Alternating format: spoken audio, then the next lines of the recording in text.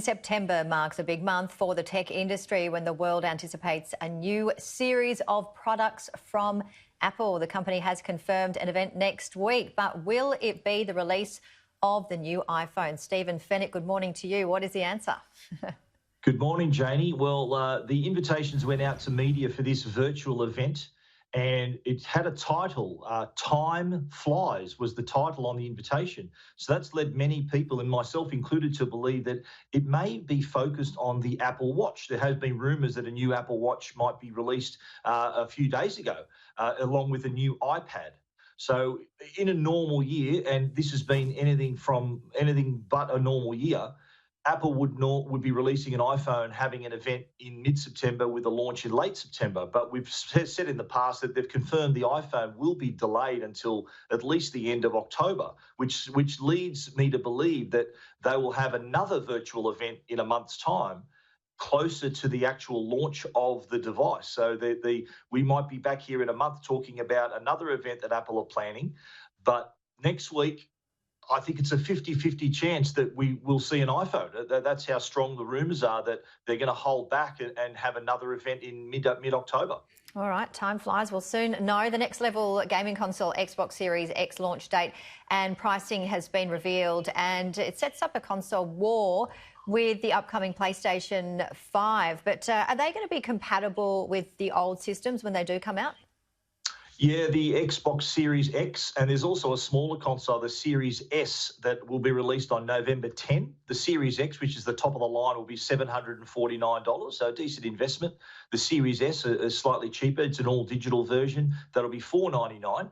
But they will be compatible with older controllers. So if you do have a previous version of the Xbox, the controllers from those consoles will work with the new device.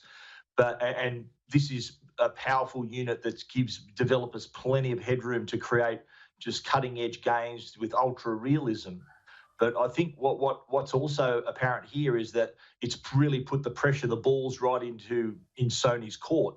With Xbox have announced a date, November 10th. They've announced a price, $749. Now it's up to Sony to come back with their launch date and their launch price. All they've said is they're going to launch before the end of the year. They've just said holidays 2020. I think now they need to be a bit more specific and give customers a bit of detail. These console wars, like gaming, is a massive industry, not only here in Australia but around the world. Generates billions of dollars. It's as big, or if not bigger, in some parts of the world than the movie industry. That's how important this is, and what's at stake for customers. If Sony doesn't get a unit out before the end of the year, a lot of customers may turn to the Xbox. Now, the Rubik's Cube, it's entered its 21st century. I'm sure many people listening know about the Rubik's Cube, but GoCube, it has a Bluetooth and an app that can actually teach you how to solve it in real time. I've done a bit of research on this, and there we go. So I believe that the Rubik's Cube has 43 quintillion possible combinations. That's right. Well, I grew up with the cube. In fact, if you look over my shoulder here, there's a few of my cubes here that I've had since for quite a long time. I was one of the original cubers back in the early 80s, and this GoCube, this has really taken advantage of the tech age where there's apps and smartphone connectivity. It connects to your phone, and it gives you a virtual view on your screen. So the cube is represented on the screen and gives you step-by-step instructions on how to solve it. So every time you turn one of the faces, it knows exactly where all the different colours and all the different squares and corners are, so that it's a really easy method for you to learn it. I've been solving the cube for quite a while. I've had to buy a book back in the 80s, but this has taught me a much faster way of doing it. Which is more relevant to speed cubers. Like back then, the cube was like just this infuriating puzzle that no one could solve. But then it had a whole new life when it became a sport. Speed cubing became a thing. In fact, the world record holder is an Australian named Felix Zemdegs. He lives in Melbourne. So it's got a massive following, and anyone who wants to get into the cube, or someone who's been into it as much as I have, it offers a new interactive way to learn how to solve the cube step by step. It tells you even if you've made the wrong move and what you need to do. But also for someone who wants to even hone their skills, because the app actually pits you against other cubers around the world. There's this community within the app, so you can be racing other people to solve the cube in the fastest time.